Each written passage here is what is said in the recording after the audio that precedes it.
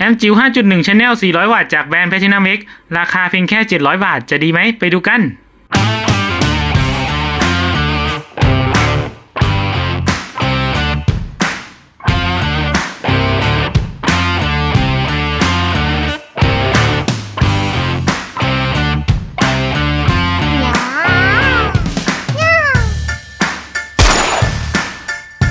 สวัสดีครับยินดีต้อนรับเข้าสู่ช่องยันแมวคลิปนี้ผมก็จะมารีวิวแอมจิ๋วโดยแอมจิ๋วที่ผมนำมารีวิวเนี่ยจะเป็นของทางแบรนด์ Platinum X นะครับโดยรุ่นที่ผมนำมารีวิวเนี่ยมันจะเป็นระบบแบบ 5.1 Channel นะครับฟังไม่ผิดนะ 5.1 Channel โดยปกติแอมจิ๋วที่ขายในไทยทั่วไปนะครับมันจะเป็นระบบ 1.0 หรือว่าโมโนแล้วก็เพิ่มขึ้นมาก็จะเป็นระบบ 2.0 หรือว่าสเตอริโอนะครับหรือว่าที่นิดๆกันเลยก็จะเป็นในส่วนของตัวระบบ 2.1 Channel นะครับแบบนี้ก็จะเพิ่มซับขึ้นมานะแต่ว่าแอมจิ๋วตัวนี้นะครับมาเหนือเลยครับมาระบบ 5.1 Channel เลยซึ่งเท่าที่ผมเห็น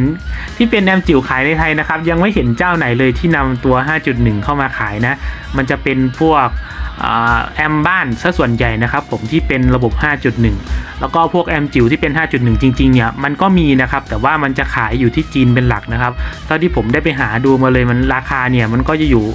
ราวๆสักพันกลางๆขึ้นไปนะครับผมแต่ว่าตัวเนี้ยมาราคาค่อนข้างที่จะน่าสนใจมากเลยครับมันมาราคาเพียงแค่700 กว่าบาทครับผมเนี่ย700 กว่าบาทซึ่งถูกกว่าที่จีนเขาขายกันนะครับผมราวๆครึ่งหนึ่งเลยซึ่งผมมองว่าแอมจิ๋วตัวเนี้ย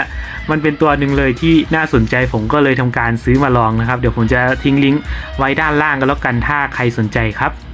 เดี๋ยวมาเริ่มต้นที่ระบบ 5.1 Channel กันก่อนนะครับถ้าใครยังไม่เข้าใจนะเดี๋ยวผมจะอธิบายให้เห็นภาพนะครับผมจะเปรียบเทียบกับตัวระบบ 2.1 Channel ก็แล้วกันในส่วนของตัวระบบ 2.1 Channel ที่เราคุ้นเคยกันนะครับมันก็จะมีลำโพงซ้ายขวา1คู่เนาะก็นับเป็น2 Channel นะครับแล้วก็มีตัว 0.1 หรือว่าตัวที่เป็น Subwoofer นะครับเราก็จะเรียกว่าเป็นระบบ 2.1 ก็คือว่ามีลำโพงซ้ายขวา1คู่แล้วก็มีตัว Subwoofer 1แต่ว่าระบบ 5.1 นะครับมันจะมีลำโพงเพิ่มขึ้นมาอีก3 Channel นะครับผม3 Channel ที่ผมจะบอกนี่อันดับแรกนะครับมันจะมีตัวเซนเตอร์นะครับผมที่เป็นลำโพง Full Range หรือว่าลำโพงกลางนะตัวหนึ่งนะครับผมมันจะวางอยู่หน้าเราเลยแล้วก็อีก2อันนะครับผมอีก2 Channel มันจะเป็นคู่ลำโพงซ้ายขวาที่อยู่ด้านหลังนะครับผมมันจะเพิ่มมาอีก1คู่ก็คือว่ามันจะเพิ่มมาแค่ตัวเซนเตอร์กับตัวลำโพงซ้ายขวาที่อยู่ด้านหลังนะครับมันก็จะรวมกับตัว 2.1 เป็น 5.1 Channel เนาะถ้าใครยังไม่เข้าใจก็ดูตามภาพนั่นแหละครับผมโอเคในส่วนของตัวระบบ 5.1 Channel นะครับถ้าเราใช้กันหลักๆเนี่ยเราจะใช้กับการดูหนังเป็นหลักนะครับเพราะว่าการฟังเพลงเนี่ยมันไม่จำเป็นต้องใช้ระบบ 5.1 Channel ก็ได้นะครับใช้ 2.0 ดีๆที่เป็นลำโพง 2-3 ทางหรือว่าเป็นระบบ 2.1 ดีๆก็เพียงพอแล้วนะครับแต่ว่าระบบ 5.1 จริงๆเนี่ยเราจะใช้กับการดูหนังเป็นหลักนะครับมันจะได้เสียงแบบว่ารอบทิศทางนะครับมันจะได้ยินแบบว่าคนเดินมาข้างหลังเดินอ้อมจากซ้ายไปขวาอย่างเงี้ยนะครับเราจะรู้ทิศทางได้อย่างชัดเจนเลยนะครับผมหรือว่าถ้าใครจะเล่นเกมอันนี้ก็ไปเล่นก็ได้นะครับถ้าระบบของคุณรองรับเนี่ยมันน่าจะช่วยได้อยู่นะอันนี้ต้องลองดูอีกทีครับในส่วนของตัวกำลังขับนะครับเท่าที่ผมได้ไปอ่านข้อมูลหน้าสินค้ามานะเขาจะระบุมาว่าไอตัว5 Channel เนี่ยที่มันเป็นคู่หน้าคู่หลังแล้วก็เซนเตอร์เนี่ยมี Channel ละ50 วัตต์นะครับเอาง่ายๆก็รวมกัน250 วัตต์นะแล้วก็ในส่วนของตัว Subwoofer ก็อีก100 วัตต์นะครับก็จะรวมกันเป็น350 วัตต์แต่ว่านะเท่าที่ผมได้ไปดูตัวรายละเอียดวงจรจริงๆนะครับมันน่าจะมีกำลังขับอยู่ประมาณสัก400 วัตต์ IMS เลยนะครับผมเนื่องจากว่า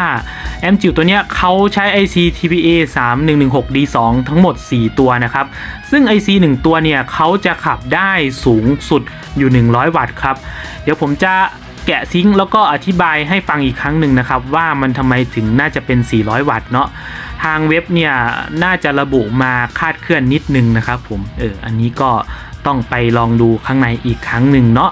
เริ่มต้นเรามาดูในส่วนของหน้าตาตัวกล่องกันเลยนะครับในส่วนของหน้าตาตัวกล่องก็มาในโทนทรงสี่เหลี่ยมเล็กๆนะบางๆครับไม่ได้หนาเลย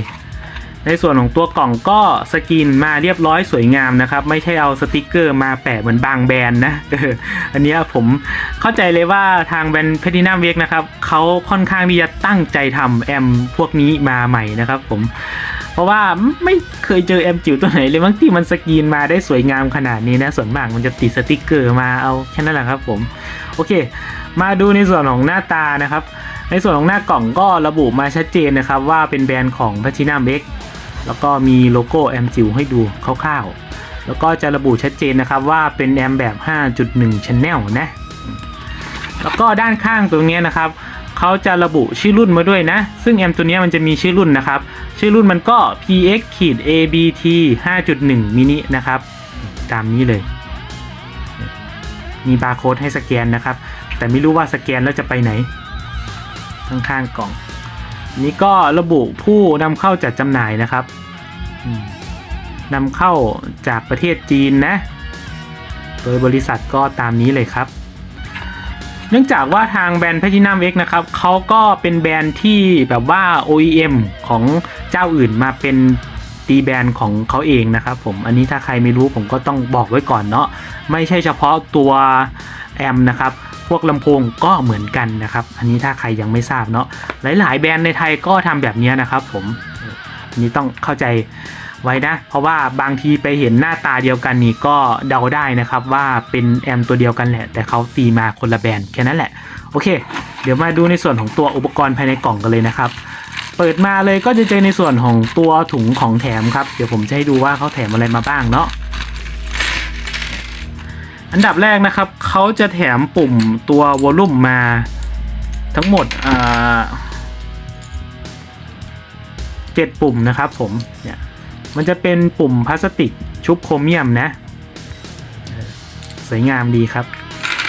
แล้วก็จะแถมในตัวชุดน็อตขันตัววอลลุ่มกับแผ่นเพจมาให้ด้วยตามนี้แล้วก็เขาจะแถมในตัวเทอร์มินอลเสียบไฟเลี้ยงมาให้อันนึงนะครับซึ่งไอตัวเนี้ยสามารถถอดเข้าออกหลังแอมได้เหมือนพวกปีรถยนต์น่ะสุดท้ายเลยก็จะเป็นในส่วนของตัวแอมนะครับผมตัวแอมก็ไม่ได้ใส่ถุงพวกกันไฟฟ้าสถิตหรือว่าใส่พวกกันกระแทกนะใส่เป็นถุงพลาสติกง่อยๆแบบนี้มาเลยนะครับอันนี้เพิ่งเคยเห็นนะในส่วนของตัวเทอร์มินอลไฟเลี้ยงนะครับเขาก็ถอดเข้าถอดออกตรงนี้นะเนี่ยง่ายๆครับไม่ยากอันนี้ก็จะเป็นในส่วนของหน้าตาตัวแอมครับตัวแอมก็มีขนาดใหญ่ระดับหนึ่งนะเนื่องจากว่าช่องต่อพวกเอาท์พุตแล้วก็เขามีตัวปุ่มปรับให้หลายปุ่มนะครับมันก็เลยจะค่อนข้างที่จะยาวข้างนิดหนึ่งนะครับผมในส่วนของตัว PCB ก็เป็น PCB แบบดำเงานะ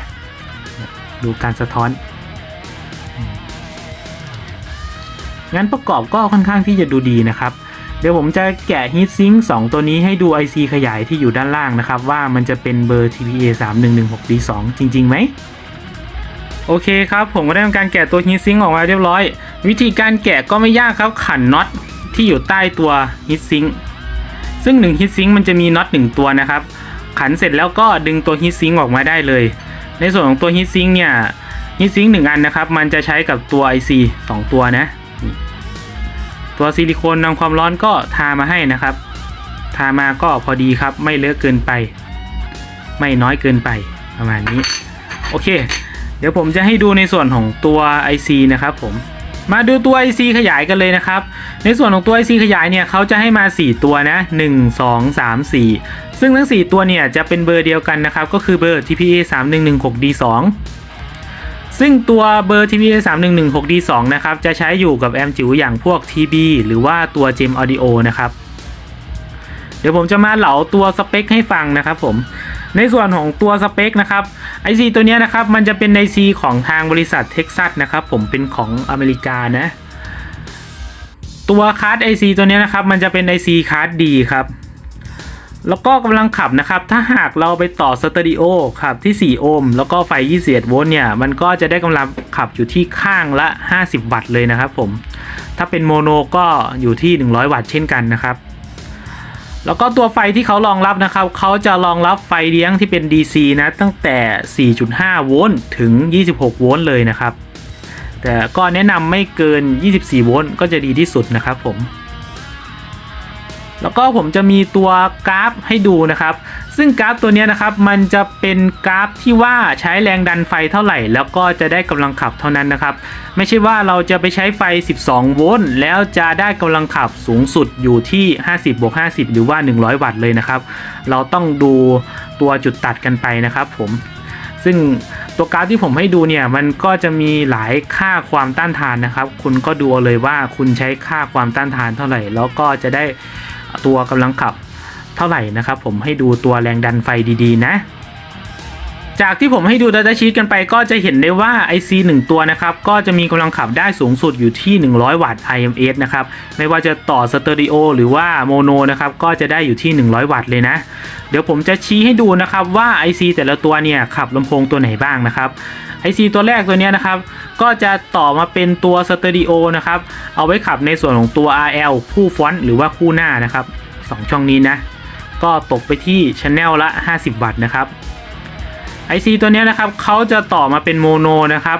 ก็จะเอาไว้ขับในส่วนของตัวซับวูฟเฟอร์ตัวเดียวนะครับผมก็จะรวมกันเป็น100วัตต์นะเนี่ย IC ตัวนี้ขับโมโนที่เป็นซับวูฟเฟอร์ตัวเดียวนะครับคุณดูลายวงจรข้างหลังดีๆนะครับสเตอริโอกับโมโนนะครับเขาจะมีลายปริ้นที่แตกต่างกันนะครับเนี่ยแล้วก็ IC ตัวนี้นะครับเขาก็จะต่อมาเป็นโมโนเหมือนตัวซับวูฟเฟอร์นะครับแล้วก็เขาจะเอาไว้ขับในส่วนของตัวเซนเตอร์ตัวเดียวเลยนะครับผมลายวงจรมันจะเหมือนกันเด๊ะๆเลยแล้วก็ตัวสุดท้ายนะครับเขาจะต่อมาเป็นสเตอริโอนะครับเอาไว้ขับในส่วนของตัว RL คู่ข้างหลังหรือว่าคู่เรียนะครับตัวนี้เลยก็จะมีอยู่channel ละ50นะครับจากที่ผมให้ได้ดูกันไปก็จะเห็นได้ว่ากำลังขับมันจริงๆเนี่ยมันจะมีอยู่ที่400วัตต์นะครับก็คือ100บวก100บวก100บวก100นะครับมันจะผิดกับตัวสเปคโรงงานที่เขาระบุมาหน้าร้านนะครับผมจะเรียกว่าสเปคหน้าร้านจะดีกว่านะหน้าร้านเขาจะระบุมาว่าตัวลำโพงที่เป็นตัวลำโพง RL คู่หน้า RL คู่หลังแล้วก็ตัวเซนเตอร์เนี่ยมี Channel ละ50นะครับแต่จริงๆไม่ใช่นะครับตัวเซนเตอร์เนี่ยมีได้มากสูงสุดถึง100วัตต์นะครับผมมันจะเท่ากับตัวซับวูฟเฟอร์เด๊ะๆเลยมันก็เลยรวมกันเป็น400วัตต์ประมาณนั้นครับต่อมาเรามาดูเรื่องการอินพุตสัญญาณกันเลยนะครับในส่วนของการอินพุตสัญญาณเนี่ยแอมจิ๋วตัวนี้เขาจะรองรับทั้งหมด2ช่องทางนะครับช่องทางแรกก็จะเป็นในส่วนของตัวบลูทูธครับซึ่งบลูทูธที่เขาให้มาเนี่ยมันจะเป็นเวอร์ชัน 5.1 นะครับผมในส่วนของตัวชิปบลูทูธก็เป็นชิปของทาง JL นะครับก็เหมือนกับพวกแอมจิ๋ว ZK-XY หรือว่า Gem Audio เลยนะแล้วก็เขาจะมีตัวเสาสัญญาณบลูทูธมาให้นะครับคุณไม่ต้องไปต่อออกไปเองนะแต่ว่าเขาจะไม่มีจุดจัมป์เสาสัญญาณอะเทนามาให้นะครับคุณต้องไปจัมป์ผ่านลายวงจรเสาบลูทูธของเขาเองนะแล้วก็อินพุตต่อมานะครับเขาก็จะให้มาในส่วนของตัว AUX 3.5 มิลนะครับซึ่งตรงนี้มันจะเป็นอินพุตนะครับไม่ใช่เอาพุตต่อสัญญาณจากมือถือมาเข้าตรงนี้นะถ้าใครจะฟังเพลงหรือว่าต่อมาจากคอมก็ได้นะครับถ้าเป็นพวกปีรถยนต์ที่มันเป็น RCA คุณก็ต้องไปแปลงเป็นตัว AUX 3.5 มิลก่อนแล้วก็เชื่อมต่อเข้ามาตรงนี้นะแล้วก็ตัวขาที่เป็นขาพินเขานะครับเขาจะให้มาเป็นขาทองด้วยไม่ธรรมดานะเนี่ยประมาณนี้ครับสำหรับการอินพุตจะเห็นได้ว่ามันขาดแค่ตัว USB Flash Drive นะครับแต่ว่าผมเหลือไปเห็นในตัว4จุดตรงนี้นะครับไม่แน่ใจว่าเอาไว้ต่อตัว USB Flash Drive เอาไว้เสียบเล่นเพลงหรือว่าเอาไว้ต่อไว้อัพเฟิร์มแวร์นะครับอันนี้ไม่แน่ใจเหมือนกันแต่ว่าเท่าที่เห็นนะตอนนี้นะเขาไม่ให้ USB Flash Drive มาเลยนะครับอันนี้ก็น่าเสียดายมากครับต่อมาที่ผมจะให้ดูเลยก็จะเป็นในส่วนของตัว Front Panel นะครับผมเขาก็จะมีปุ่มปรับต่างๆให้เยอะแยะมากมายนะครับเดี๋ยวผมจะชี้บอกแต่ละจุดว่าเขามีให้ปรับอะไรบ้างครับอันดับแรกนะครับไอ้ปุ่มซ้ายสุดเนี่ยจะเอาไว้ปรับในส่วนของตัวความดังของตัวลำโพงคู่ด้านหลังนะครับผมที่เป็นเรียร์วอลลุ่มนะต่อมานะครับอันนี้ก็จะเป็นในส่วนของตัวปุ่มปรับความดังลำโพงเซนเตอร์นะครับต่อมานะครับก็จะเป็นในส่วนของตัวฟังก์ชันการปรับเสียงเบสนะครับปุ่มนี้มันจะเอาไว้ปรับในส่วนของตัวซับฟรีเควนซีนะครับเอาไว้ปรับให้ซับมันนุ่มมันแข็งนะครับปุ่มนี้ก็จะเป็นปุ่มซับวอลลุ่มนะครับเอาไว้เพิ่มความดังของตัวซับ2ปุ่มนี้จะเป็นของซับนะ แล้วก็ปุ่มขวาสุดนะครับมันจะเป็นปุ่มปรับ EQ นะครับผมของ RL Channel นะครับไม่ว่าจะเป็น RL คู่ฟอนต์หรือว่าคู่หลังหรือว่าตัวเซนเตอร์ก็ใช้ปุ่มนี้นะครับไอตัวปุ่มเนี้ยนะครับมันจะเป็นปุ่มปรับเสียงแหลมนะครับปุ่มนี้ก็จะเป็นปุ่มปรับเสียงเบสนะสุดท้ายนะครับมันจะเป็นปุ่ม Main Volume หรือว่า Volume Master ครับซึ่งเขาจะทำหน้าที่เป็นปุ่มเปิดปิดเครื่องภายในตัวด้วยนะครับแล้วก็เป็นปุ่มเร่งตัวเสียงเพลงโดยรวมนะครับผมเนี่ยมันจะเป็นปุ่มแบบป๊อกแป๊กนะครับเลื่อนลงมาทวนเข็มสุดเนี่ยถ้ามันดังแป๊กมันจะเป็นปิดนะครับถ้าคุณเลื่อนขึ้นไปแป๊กมันจะเป็นเปิดเครื่องนะครับมันจะคล้ายๆกับไอตัว ZK ต่างๆนานาที่เขาใช้แบบนี้กันนะครับแต่ว่า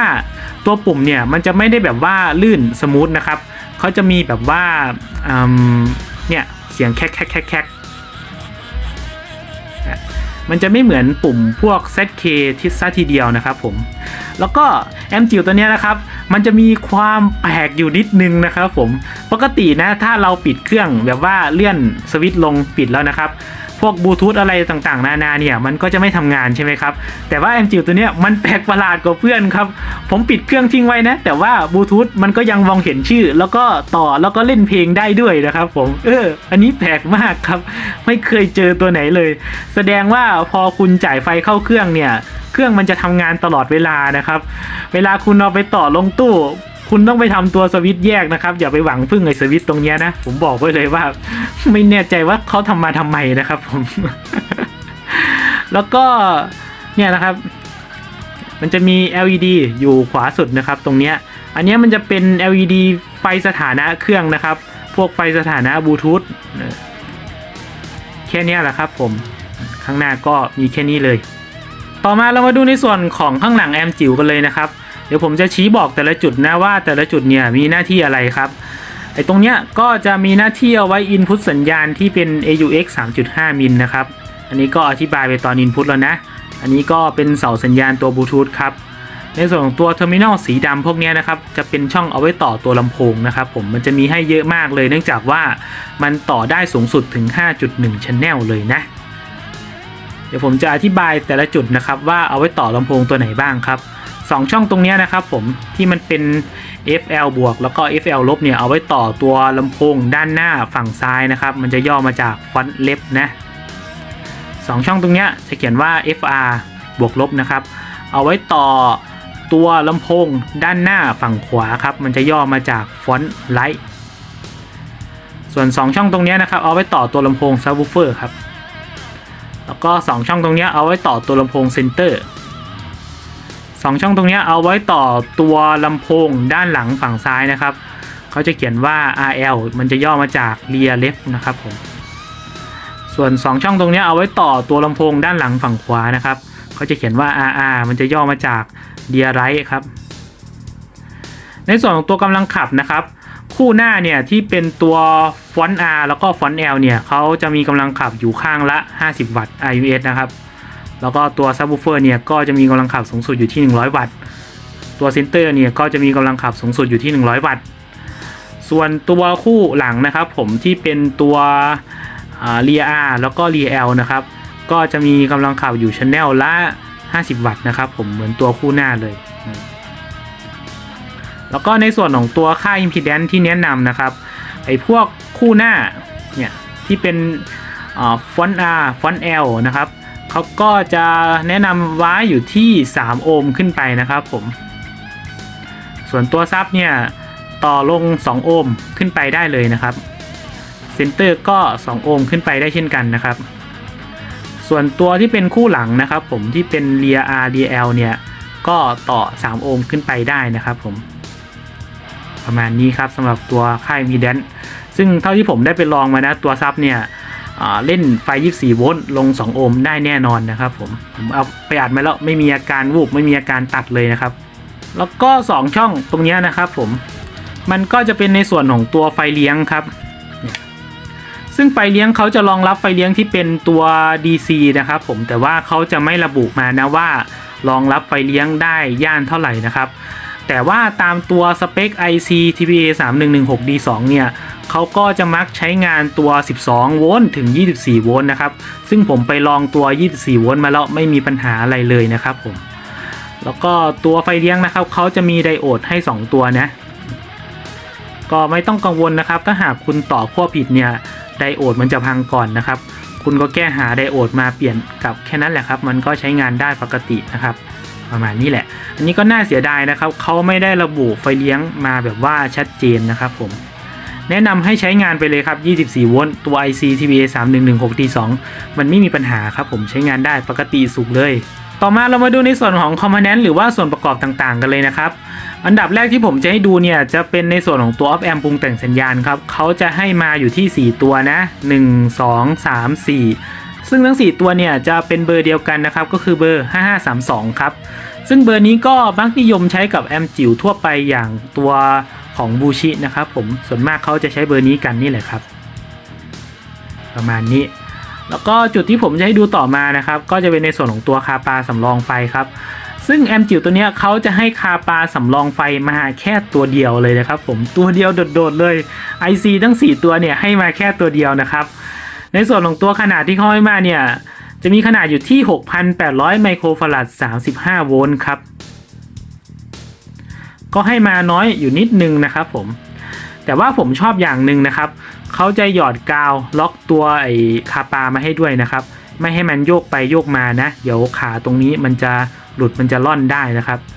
เพิ่งเคยเห็นตัวแรกเลยที่เขาหยอดกาวมานะเนี่ยทำมาโอเคมากนะครับนี้ยอมรับเลยแล้วก็พวกคาปาที่เป็นคาปาไฟเลี้ยงภาคปีนะครับเนี่ยที่เป็นคาปาลดแรงดันไฟเขาก็ให้คาปาแบบ solid state มาด้วยนะตัวใหญ่ก็มีค่าอยู่ที่470ไมโครฟาราด35โวลต์นะครับส่วนตัวเล็กก็47ไมโครฟาราด35โวลต์ครับตัวใหญ่ก็ให้มาตัวหนึ่งตัวเล็กก็ให้มา2ตัวนะครับแล้วก็ IC ที่เป็น IC regulator ลดแรงดันไฟให้พวกภาคปีแล้วก็ชิปบลูทูธนะครับเขาจะให้เป็นตัวเล็กมานะตรงนี้เลยอันนี้ก็ไม่แน่ใจนะครับว่าระยะยาวมันจะไหวไหมเนื่องจากว่าเขาให้ตัวเล็กมานะครับปกติเนี่ยเขาจะให้ตัวใหญ่มากกว่านี้นะอันนี้ก็ต้องไปใช้งานระยะยาวดูนะครับ เสียงดวงดูก็แล้วกันครับแล้วก็ภาคจ่ายไฟนะครับเขาจะให้ตัว L มาขดลวดเขาจะให้มาแบบนี้นะครับค่อนข้างที่จะสวยงามดีเลยซึ่งขดลวดแบบนี้นะครับผมไม่ยักจะเห็นใช้ในแอมป์จิ๋วนะส่วนมากผมจะเห็นใช้กับพวกอุปกรณ์คอมพิวเตอร์นะครับมันจะเป็นเมนบอร์ดหรือว่าพวกการ์ดจอเนี่ยเขาจะใช้พวก L แบบนี้กันนะครับผมแต่ว่าเท่าที่ผมได้ไปลองมานะมันก็ไม่ได้มีความร้อนสะสมอะไรมากมายครับลง2โอห์มอัดไฟ24โวลต์เนี่ยสบายๆนะครับผมความร้อนไม่มีปัญหาเลย L พวกเนี้ยส่วนคาปาภาคกองไฟก็เป็นคาปา SMD ธรรมดานะครับไม่ได้มีอะไรหวือหวาเลยประมาณนี้ครับในส่วนของตัวส่วนประกอบต่างๆนะครับอุปกรณ์โดยมากเนี่ยมันจะเป็นแบบ SMD ทั้งหมดเลยนะครับงานประกอบผมก็ว่าค่อนข้างที่จะโอเคนะไม่แน่ใจว่าทาง Platinum เนี่ยเขาให้ทางโรงงานเจ้าไหน OEM ตัวนี้มาให้นะครับแต่ว่าเขาทำงานมาได้ค่อนข้างที่จะเนียบเลยแล้วก็ตรงนี้นะครับเขาจะสกรีนว่าแบรนด์ Platinum X มาด้วยนะสวยงามครับแล้วก็จุดยึดตัวบอร์ดนะครับก็มีหลายจุดเลยนะ1 2 3 4 5จุดนะครับที่เป็นจุดยึดน็อตไอจุดยึดน็อตเนี่ยก็ทำมาได้ค่อนข้างที่จะดีนะมันจะห่างกับพวกอุปกรณ์ต่างๆนะครับเนี่ยเขาจะเว้นระยะมาดีนะไม่เหมือนกับแอมป์จิ๋วบางตัวนะครับเขาจะทำมาชิดอุปกรณ์บางจุดนะครับเวลาขันน็อตไปบางทีเนี่ยมันจะไปบี้กันด้วยนะอันนี้คุณต้องระวังนะครับโอเคทำมาดูดีอยู่นะแล้วก็ด้านล่างนะครับก็ไม่มีอะไรโผล่มาหรอกครับเพราะว่าอุปกรณ์ส่วนมากมันเป็นแบบ SMD ครับก็ค่อนข้างที่จะดูดีนะครับไอ้พวกที่มันเป็นคราบแบบนี้นะครับมันจะเป็นคราบไอ้ตัวน้ำยาล้างแผงวงจรที่เขาล้างมาจากโรงงานเฉยๆนะครับผมแล้วก็ด้านล่างเนี่ยที่มันเป็น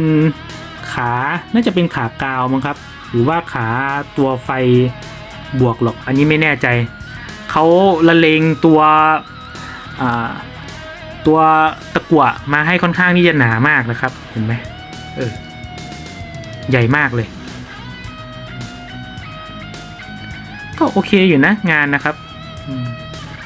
ไม่ได้แย่ครับแต่ว่าการบัดกีบางจุดนะครับอย่างเช่นพวกการบัดกีวอลลุ่มเนี่ยเห็นไหมว่ามันยังเป๊ะๆอยู่นะ มันยังไม่เนี้ยบเหมือนพวกแบรนด์ใหญ่ๆอย่างวูชีนะครับวูชีเขาจะทำเนี้ยบกว่านี้นะด้านหน้าเนี่ยค่อนข้างที่จะเนี้ยบเลยแต่ว่าเปิดมาด้านหลังไม่ค่อยเนี้ยบว่ะ ประมาณนี้ครับแล้วก็เพจด้านหน้าไม่มีให้นะครับเขาจะโล่งๆมาอย่างนี้เลยน่าจะทำมาเอาไว้แบบว่าใส่กล่องหรือว่าใส่ตู้เลยนะส่วนประกอบต่างๆก็มีประมาณนี้ครับผมเดี๋ยวผมจะไปต่อกับตัวเซตลำโพงแล้วก็จะไปเทสเสียงให้ดูนะครับว่าเสียงที่ได้จากแอมป์จิ๋วตัวนี้จะเป็นยังไงบ้าง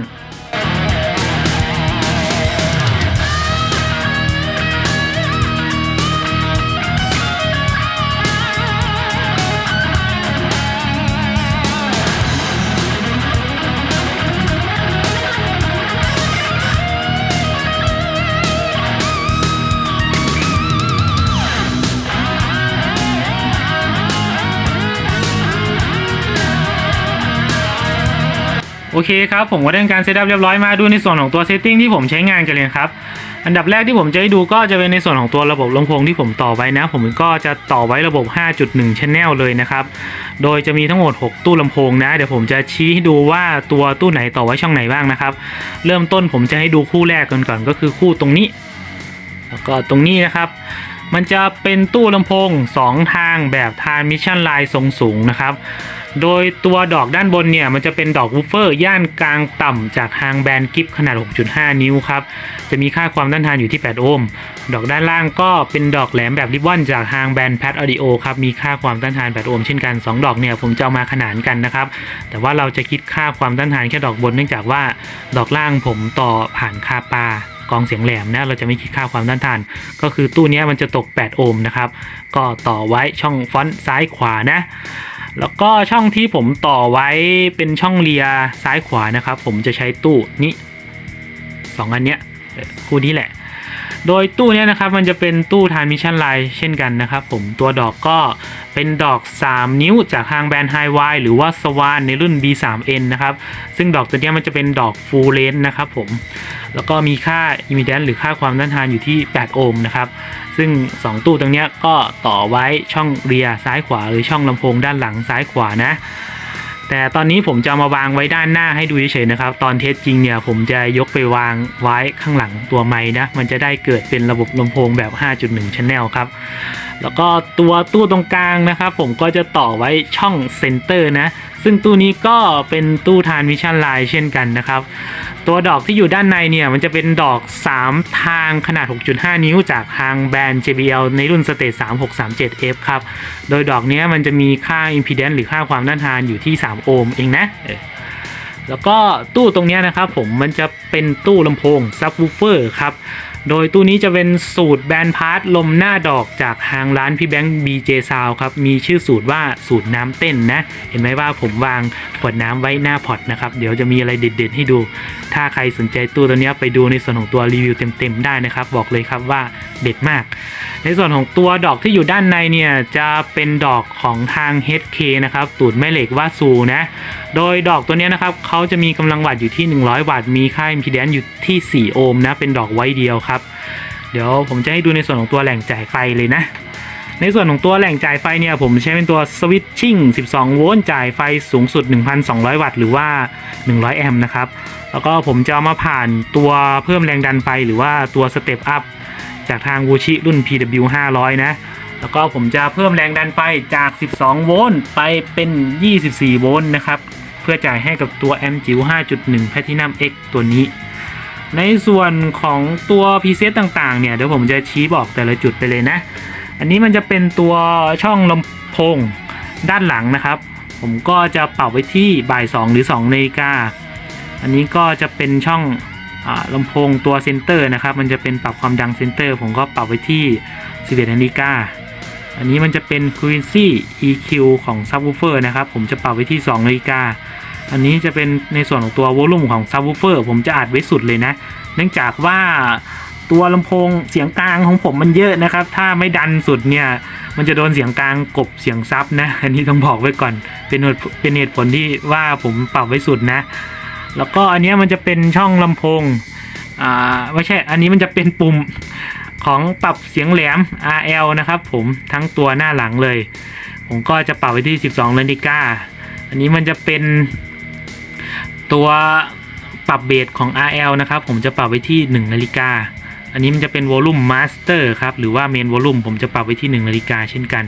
ในส่วนของตัวสัญญาณ Input เนี่ยผมจะ Input ผ่านตัวบลูทูธนะครับแล้วก็ผมจะให้ดูในส่วนของตัวหน้าจอตรงนี้อันนี้มันจะแสดงความถี่แล้วก็ความดังที่เป็น decibel ให้ดูนะซึ่งแอปตัวนี้ก็ชื่อว่า Audio Spectrum Analyzer Pro นะครับถ้าใครสนใจก็ไปดาวน์โหลดมาใช้งานกันได้ครับเพราะว่ามันใช้งานดีมากแล้วที่สำคัญคือมันฟรีนะครับผมแล้วก็ในส่วนของตัวไมค์ที่ผมใช้อัดนะครับผมจะใช้เป็นตัวไมค์แยกนะผมไม่ได้ใช้ไมค์มือถือที่ผมถืออยู่ณตอนนี้นะครับไอตัวเนี้ยมันจะเป็นไมค์สเตอริโอของทาง Zoom นะครับผมในรุ่น H1N ครับซึ่งไมค์ตัวนี้ก็สามารถรับเสียงที่เป็นสเตอริโอได้นะครับผมประมาณนี้โอเคเดี๋ยวผมจะไปเทสเสียงให้ดูครับว่าเสียงที่ได้เนี่ยจะเป็นยังไงบ้าง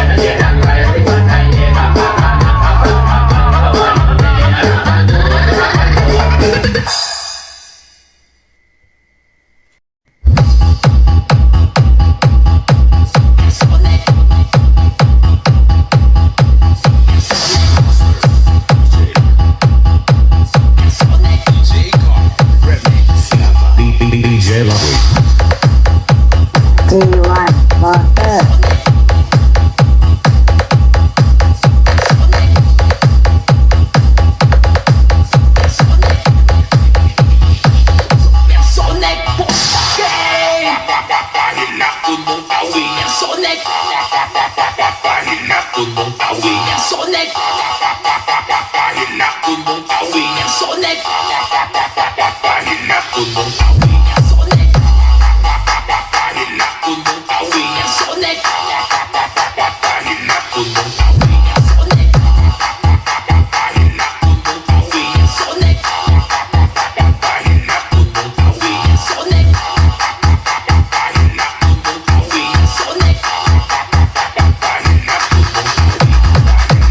Sonic Posta Game Master DJ Java Mix Club DJ Car Remix Sonic Disrega Yo Sonic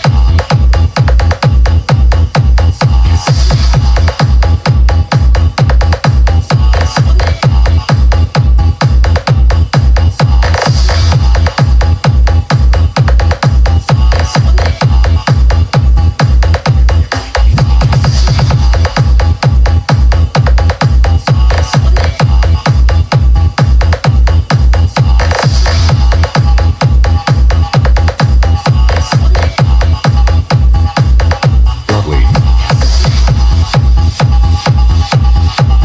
Sonic Sonic Sonic Sonic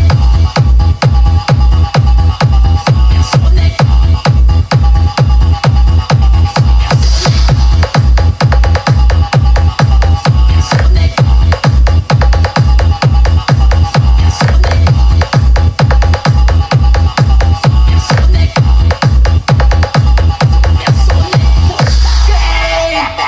Bahina Gunung Kawi Sonic Bahina Gunung Kawi Sonic Bahina Gunung Kawi Sonic Bahina Gunung DJ Lovely Bahina Gunung Kawi Sonic Bahina Gunung Kawi Sonic Bahina Gunung Kawi Sonic Bahina Gunung Kawi Sonic Bahina Gunung Kawi Sonic Bahina Gunung Kawi Sonic Posta Game Master DJ Java Mix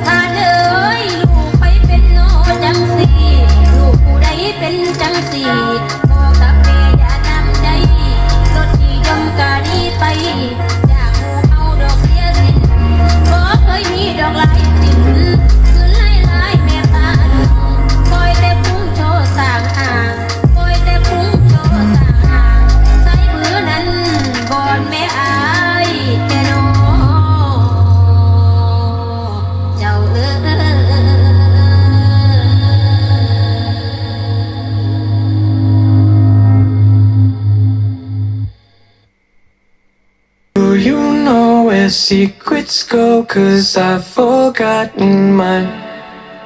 They slipped out of my control, and you know where they hide. Your love's a little heavy, you're touching me already, and it's working up my nerves.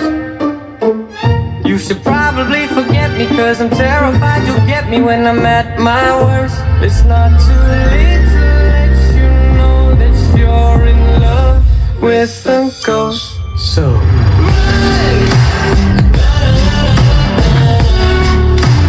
pack up your bags and run. Once you see the truth, you'll be over it. And when it's all said and done,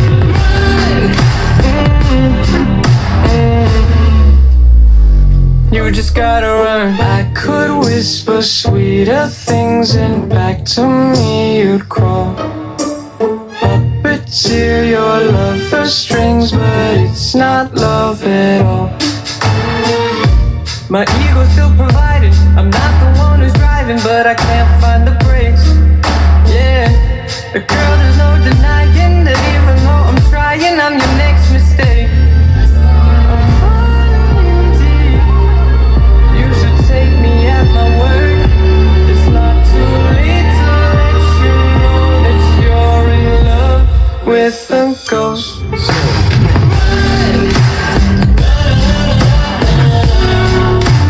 Pack up your bags and run.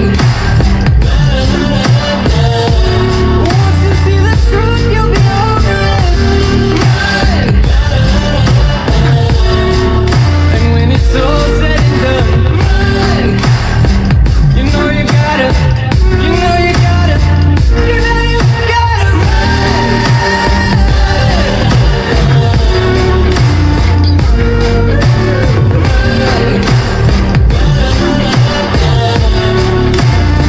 you know you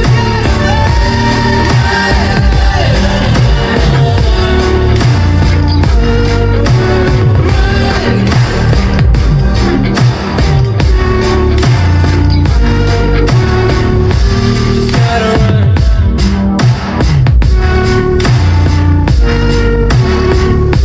Just gotta run.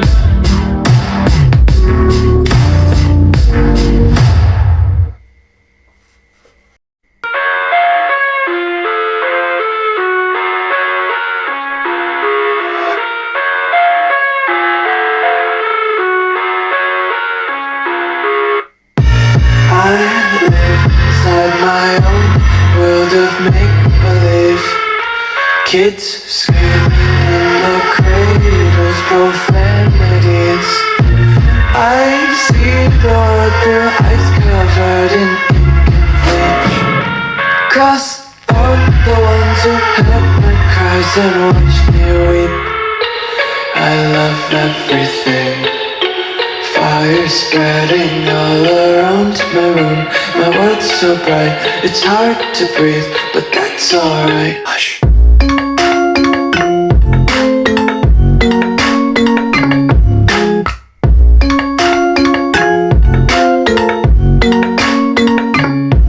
Shh.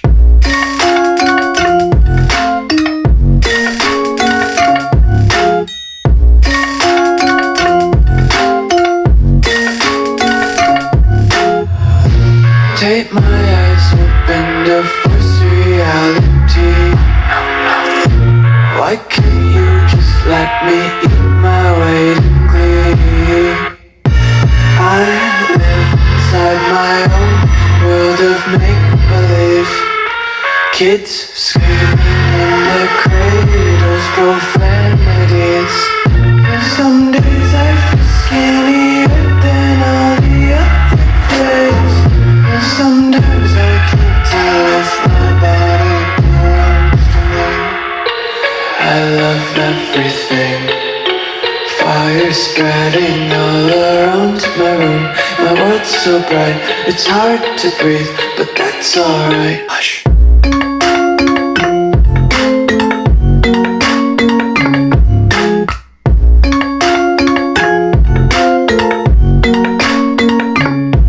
Shh.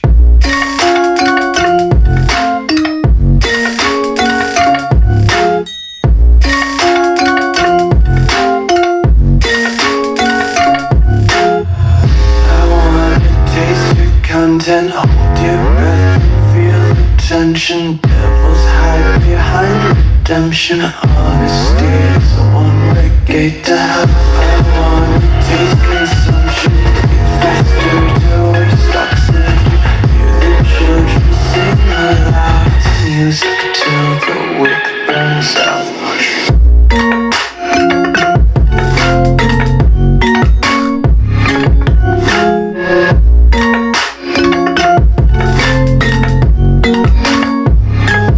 Wanna be carefree lately, yeah.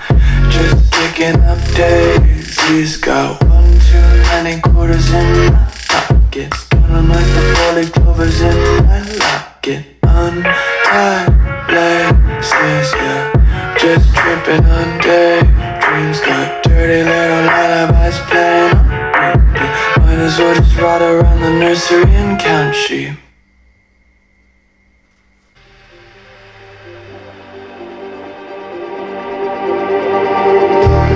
Just like the street lights lit this town, like a fire in a blaze, gotta burn it down. Can't be afraid to leave this out. We got this far, don't know how. I see danger in your eyes. They know we'll burn down the night.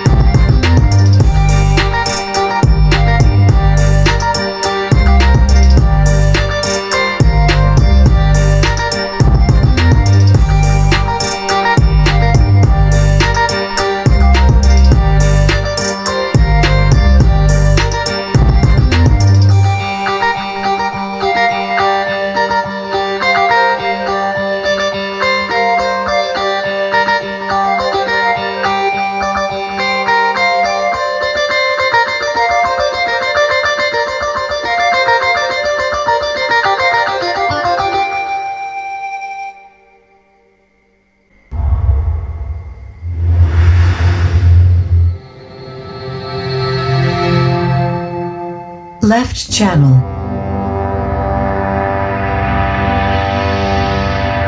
Center channel.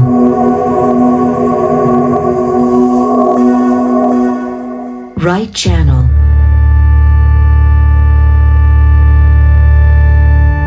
Right surround channel. Left surround channel.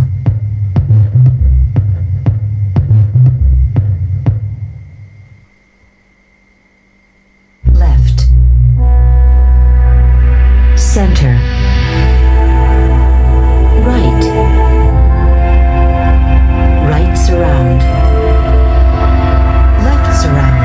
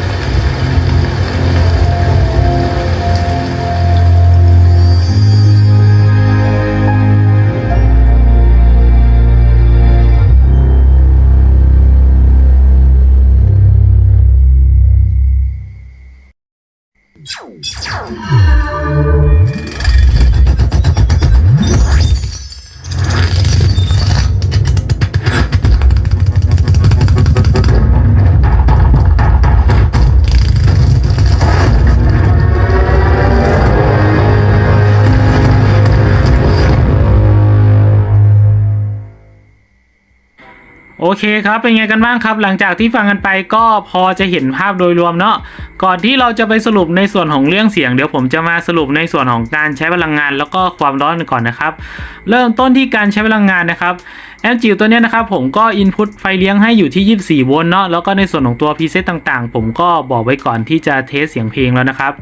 ซึ่งผมจะเห็นมันกินเฉลี่ยประมาณสัก100วัตต์บวกลบนะกับเพลงหนักๆนะครับแต่ว่าเพลงไหนที่มันไม่ได้มีจังหวะเบสที่มันหนักมากก็จะกินเฉลี่ยประมาณสัก50วัตต์บวกลบนะครับซึ่งผมมองว่ามันไม่ได้กินหนักอะไรมากมายนะเนื่องจากว่าผมต่อลำโพงตั้งหลายตัวนะครับจังหวะที่มันกินพีคสูงสุดนะเท่าที่ผมเห็นก็ประมาณสัก 7.25 แอมป์หรือว่า 173.6 วัตต์นะครับก็ไม่ถือว่าเยอะครับการกินไฟเท่านี้แล้วก็ได้ความดังเท่านี้ผมมองว่ามันก็เหมาะสมกับการกินไฟแล้วล่ะครับผมต่อมาเลยก็จะเป็นในส่วนของเรื่องความร้อนครับในส่วนของเรื่องความร้อนเนี่ยผมก็จะเทสในห้องแอร์ประมาณสัก25องศานะครับแล้วผมก็จะเปิดเพลงสุดๆเหมือนที่ผมเทสให้ดูเนี่ยแล้วก็เอาตัวเทอร์โมมิเตอร์มายิงวัดให้ดูนะครับเริ่มต้นเรามาดูที่ตัวฮีทซิงค์ฝั่งขวากันก่อนนะครับตัวฮีทซิงค์ฝั่งขวาเนี่ยมันจะร้อนประมาณสัก 42.5 องศาเซลเซียสถัดมาก็จะเป็นฮีทซิงค์ฝั่งซ้ายนะครับมันก็จะร้อนประมาณสัก38องศาเซลเซียสแล้วก็มาดูในส่วนของตัวภาคกองไฟ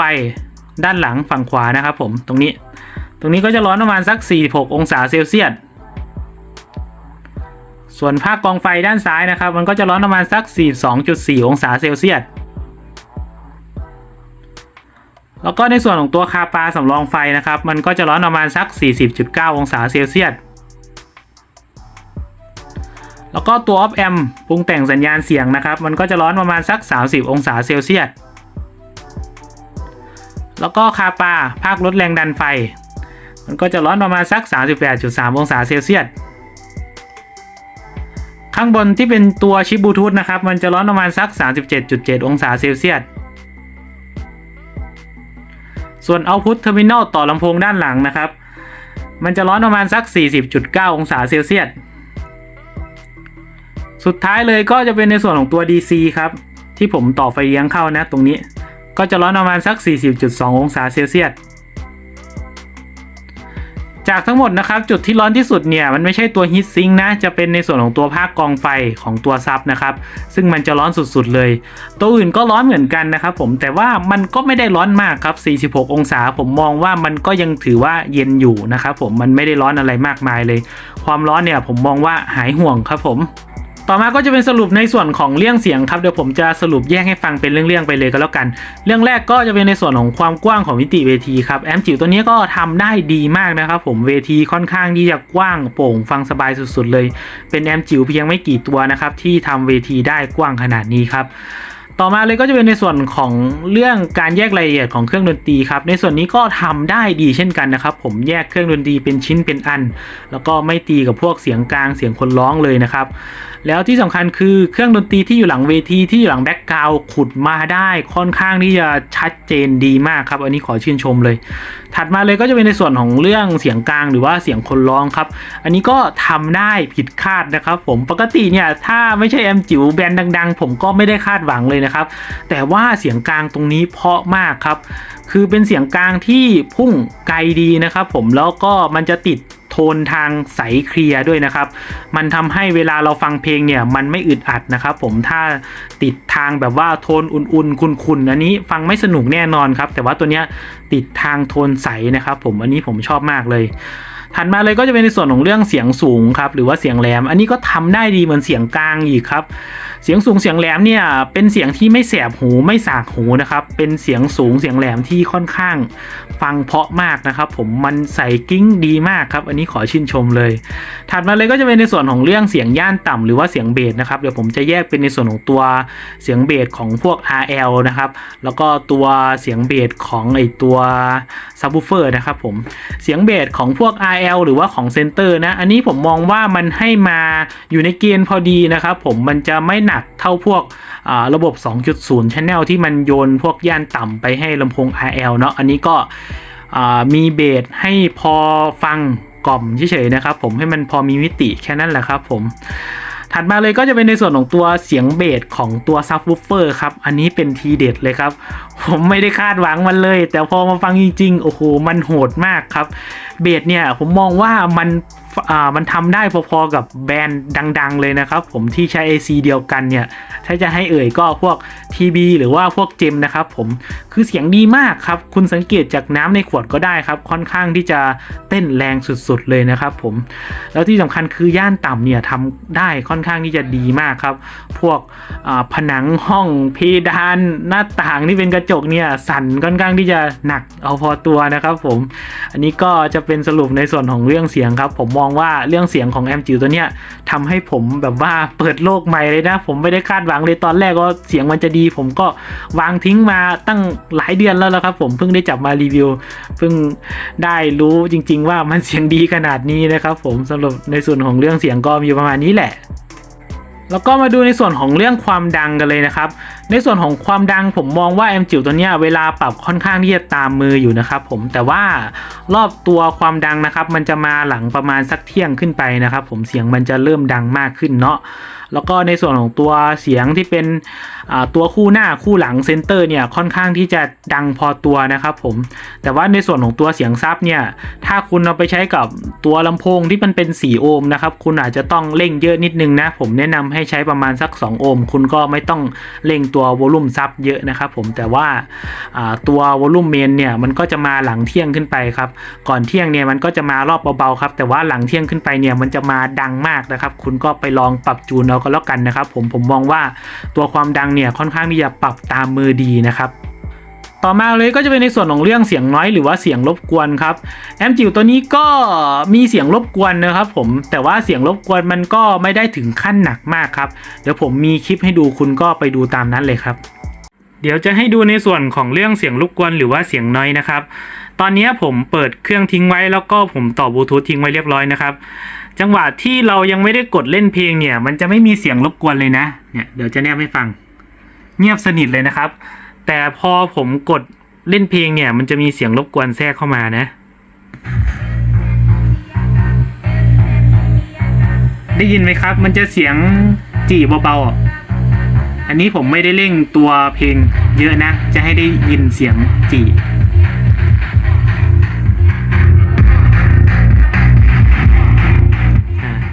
เสียงจีเนี่ยมันจะค้างเป็นแบ็กกราวน์นะครับพอเราเล่นเพลงดังๆเนี่ยมันก็จะกลบตัวเสียงตรงนี้แล้วนะครับเดี๋ยวผมจะให้ฟังชัดๆนะ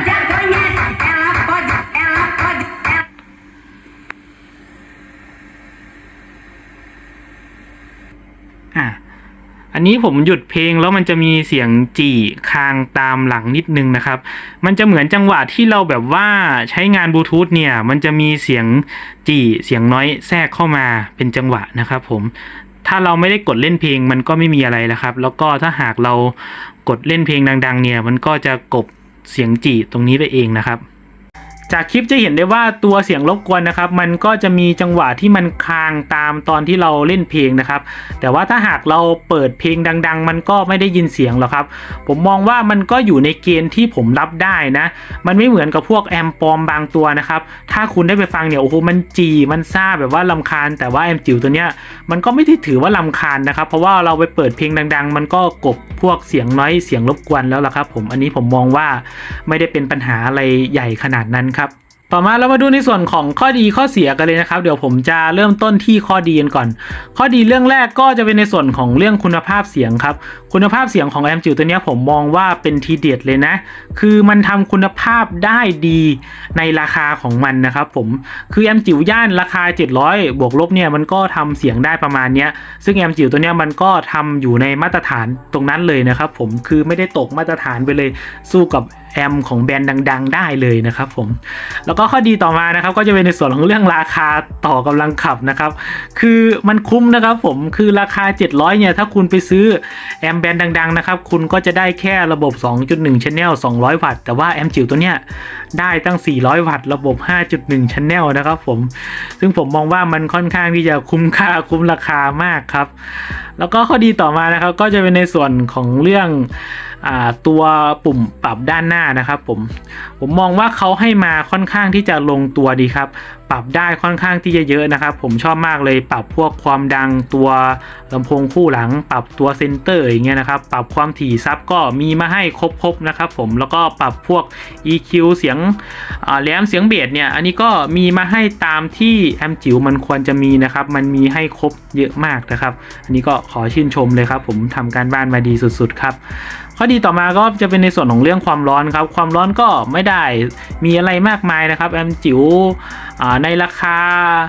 700 บาทบวกลบเนี่ยมันก็ทำความร้อนได้ประมาณนี้แหละครับผมมันก็เหมือนกับพวกตระกูลที่ใช้ IC TPA 3116D2 ทั่วไปนะครับไม่ได้ร้อนกว่ากันอะไรเลยนะครับฮีทซิงค์ที่เขาให้มาก็เหลือเฟือนะครับแต่ว่าถ้าคุณอยากได้เย็นกว่านี้ก็ไปโมพัดลมมาติดเอาแค่นั้นแหละครับผมไม่ได้มีอะไรน่ากลัวขนาดนั้นครับตัว L ก็เย็นสบายหายห่วงนะครับผมประมาณนี้แหละข้อดีต่อมาเลยก็จะเป็นในส่วนของเรื่องการกินไฟครับการกินไฟของแอมจิ๋วตัวนี้ก็ไม่ได้ถือว่ากินอะไรมากมายนะครับผมมันก็กินตามความดังที่เราปรับแหละครับก็ถือว่าเป็นการกินไฟที่ค่อนข้างเหมาะสมกับความดังอะไรประมาณนั้นแหละครับผมข้อดีก็มีประมาณนี้ต่อมาเรามาดูในส่วนของข้อเสียกันเลยนะครับข้อเสียเรื่องแรกก็จะเป็นในส่วนของตัวระบบ 5.1 นะครับผมมองว่าระบบ 5.1 ของแอมจิ๋วตัวเนี้ยมีแบบว่าพอประดับเป็นกิมมิคเฉยๆนะครับมันไม่สู้พวกปีรถยนต์ด้วยซ้ำเลยนะถ้าคุณใช้ปีรถยนต์ดีๆเนี่ยมันจะแยกมิติเวทีดีมากนะครับคุณจะรู้ได้เลยว่าเวลาคุณฟังเสียงคนเดินเนี่ยเขาจะเดินอ้อมเรานะครับผมถ้าคุณฟังในรถเนี่ยอันนี้คุณจะรู้สึกเลยครับแต่ตัวเนี้ยผมมองว่ามันมีพอเป็นกิมมิคพอเป็นแบบว่าฟังก์ชันเอาไว้ขายให้เราเฉยๆนะครับผมคุณอย่าไปคาดหวังนะครับว่ามันจะดีเหมือน 5.1 พวกลำโพงคอมอะไรอย่างเงี้ยนะครับมันก็จะแยก 5.1 ได้ดีกว่านี้ครับผมแต่ผมมองว่าก็มีมาให้ดีกว่าไม่มีก็แล้วกันนะครับผมแต่ก็ถือว่าเป็นข้อเสียที่คุณต้องพิจารณาไว้นิดนึงนะครับข้อเสียถัดมาก็จะเป็นในส่วนของเรื่องตัว Input สัญญาณครับซึ่งการ Input สัญญาณมันขาดไปอยู่อย่างหนึ่งนะครับผมมันขาดตัว USB Flash Drive ครับถึงแม้ว่าผมก็ไม่ได้ใช้งานมันแล้วนะครับแต่ว่าบางคนเขาก็ยังใช้อยู่ไงครับผมก็น่าเสียดายนะน่าจะมีมาให้มันครบๆนะครับผมมีให้ขนาดเนี้ยก็มีมาให้ครบเถอะเนาะถ้ารุ่นต่อไปทำมาก็ใส่มาก็แล้วกันนะครับข้อเสียต่อมาก็จะเป็นในส่วนของเรื่องเสียงรบกวนครับเสียงรบกวนตัวเนี้ยมันก็มีอยู่นิดนึงนะครับผมถึงมันไม่ได้รำคาญแต่ส่วนตัวผมก็ไม่อยากให้มันมีเลยครับอันนี้ก็ฝากให้ไปแก้ไขกันด้วยนะครับน่าจะเป็นที่ระบบกาวของบลูทูธตัวนี้แหละ ข้อเสียต่อมาก็จะเป็นในส่วนของเรื่องเสียงตุ๊บครับเสียงตุ๊บเนี่ยอันนี้มีปัญหาเลยนะครับผมเดี๋ยวผมจะมีคลิปให้ดูนะครับว่าเสียงตุ๊บเนี่ยมันจะมาตอนไหนครับ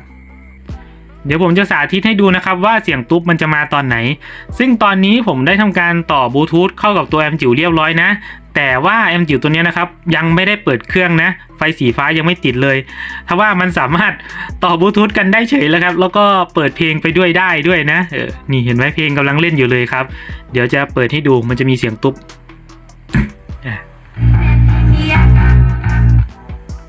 ปิดเปิดใหม่นะปิดโอเคเดี๋ยวจะหยุดเพลงแล้วก็จะเปิดให้ดูอีกรอบนะครับว่ามันจะมีเสียงตุ๊บไหมมันจะไม่มีเสียงตุ๊บนะครับถ้าไม่มีเพลงเข้ามานะปิดนะปิดแล้วเดี๋ยวจะเปิดอีกรอบเห็นไหมไม่มีเสียงตุ๊บเลยนะครับเดี๋ยวจะเปิดให้ดูอีกรอบนึงถ้าเราไม่ได้กดเพลงนะมันจะไม่มีเสียงตุ๊บเลยนะครับแต่ว่าพอเรากดเพลงแล้วเราปิดเปิดเนี่ยมันจะมีเสียงตุ๊บเดี๋ยวจะปิดนะแล้วจะเปิดนี่แหละครับก็จะเป็นอาการเสียงตุ๊บของแอมจิ๋วตัวนี้นะจากในคลิปก็จะเห็นได้ว่าเสียงตุ๊บเนี่ยมันจะมาบางกรณีนะครับมันจะเป็นกรณีที่เราต่อตัวเครื่องเล่นเพลงทิ้งไว้โดยที่ยังไม่ได้เปิดไอตัววอลลุ่มเมนนะครับ